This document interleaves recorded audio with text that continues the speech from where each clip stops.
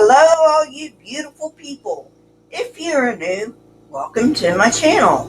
How about going down and hitting the subscribe button and ringing the bell so you don't miss any episodes? As for my fans and subscribers, welcome back. I really do appreciate the patronage. Today I'm going to be talking about Yahweh and the Underworld, particularly the Underworld gods and goddesses. Yahweh and the Underworld, Sheol, generally don't appear together in the Old Testament because meaningful belief in an afterlife did not exist in ancient Israel. I'm not sure, but I don't really think it exists now, especially with Orthodox Jews. I'll have to look that up. Mot, or death, is the supreme god of the underworld in Ugaritic mythology.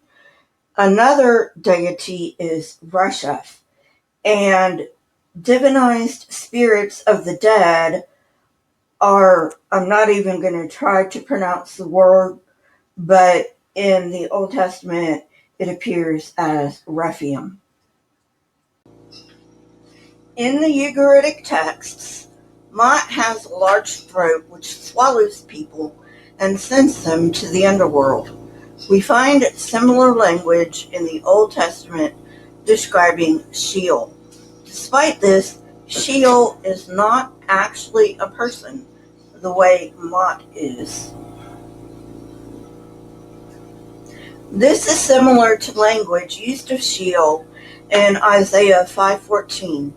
Therefore, Sheol has enlarged its throat and opened its mouth beyond measure, and down go her nobility and her multitude, her throng and the strength of her heart. Proverbs 1:12 refers to Sheol as swallowing people. An interesting ironic verse in connection to this is Isaiah 25:8 that says God will swallow up death forever. Elsewhere, it is Mot or death that swallows. Although this can be interpreted literally, scholars can make a case for death being a metaphor for the exile. Isaiah 25:8 tells of Yahweh removing the reproach of his people, referring to the Jewish exile. The other comparable passage, Isaiah 26:19, uses death and resurrection imagery connected to Israel and refers to exile and restoration, not life after death. Isaiah 27:8 specifically refers to the exile and has co-opted imagery from Hosea 13:15, just as Isaiah 26:19 appropriated imagery from Hosea 13:14. Isaiah 26:19 needs to be read in light of Isaiah 27:8. An Old Testament expression that has a Ugaritic parallel involving Mot is Azmaweth, the personal name of several individuals, as well as a place name. This name is reminiscent of the phrase in the Ugaritic Texts, "For love is strong as death," meaning love is strong as Mot. Resheph was worshipped widely in the ancient world, not only in Palestine and Syria, but in Egypt, North Africa, Cyprus, and Cilicia. We now understand that he is an underworld god, and his arrows bring plague and pestilence. He is also referred to as the sun goddess's gatekeeper because he guarded the entrance to the underworld when the sun went down. Many of these features are alluded to in the Old Testament. Habakkuk 3:5 says of Yahweh as one of his manifestations, quote, "Plague went before him, pestilence followed his steps," end quote. This is a clear allusion to Resheph, because plague and pestilence are both personified and are referred to as accompagners of Yahweh. Of further interest, Psalm 78:49 alludes to Yahweh's destroying angels. In the Old Testament, Resheph retains some of his mythology. It's possible that the destroying angels are an allusion to the sons of Resheph. Job 5:7 refers directly to Resheph. Quote, "For man is born to trouble, and the sons of Resheph fly upwards." End quote. Eliphaz says this as part of his first speech. In this verse, Resheph retains his mythology, while in other verses he is either halfway demythologized or all the way demythologized. Molech is portrayed in the Old Testament as accepting human sacrifice by fire. But is this true? Independent evidence indicates that Canaanites practiced child sacrifice, from Punic inscriptions to archaeological evidence, including ancient Egyptian depictions. Although we know that Molech is a Canaanite god, there have been questions as to his specific identity.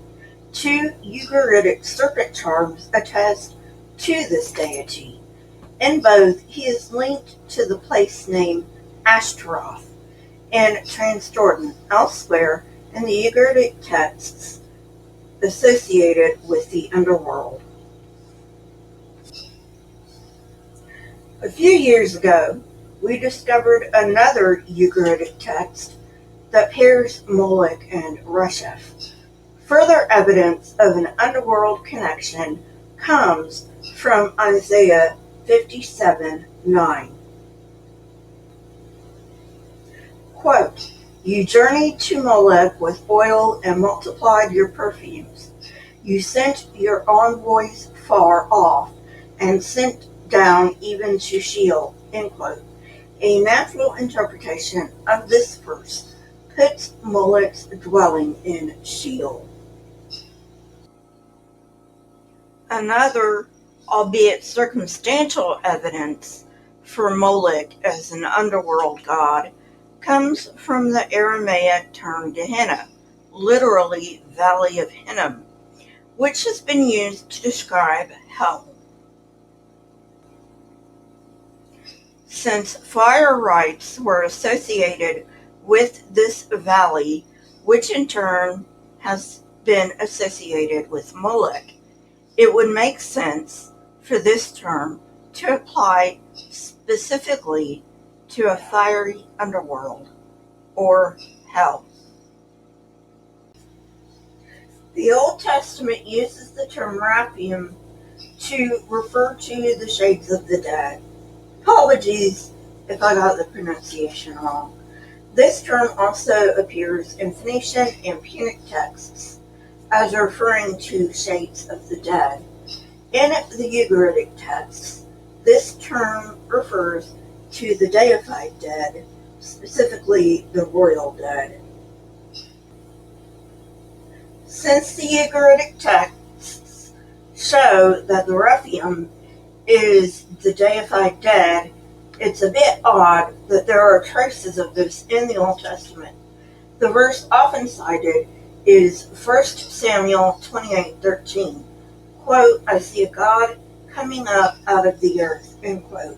This is when Saul consults a medium. There is also a less cited verse in the Old Testament to support the deification of the dead. Isaiah 8:19 states, quote, "Now if people say to you, consult the ghosts and the familiar spirits that chirp and mutter, should not a people consult their gods, the dead, on behalf of the living?" End quote. Well, friends, that's it for today. I hope you enjoyed it. If you did, hit that like button, press the subscribe button, and if you want to know when I come out with new content, hit the bell next to the subscribe button. My Twitter, Discord, email, and PayPal links are in the description, along with the source that I used for this episode. If you wish to get in contact with me, the best way is Twitter, followed by email. I also have a new website, so go check that out. If you wish to support this channel, you may do so on my PayPal link. Also, if you would, please leave comments in the comment section. Not only do I love hearing from you, but it also triggers the YouTube algorithm. Keep learning and searching for truth. Here are a few videos from my library. If you have not watched them yet, go ahead and watch them and tell me what you think. Until next time, friends, stay safe and goodbye.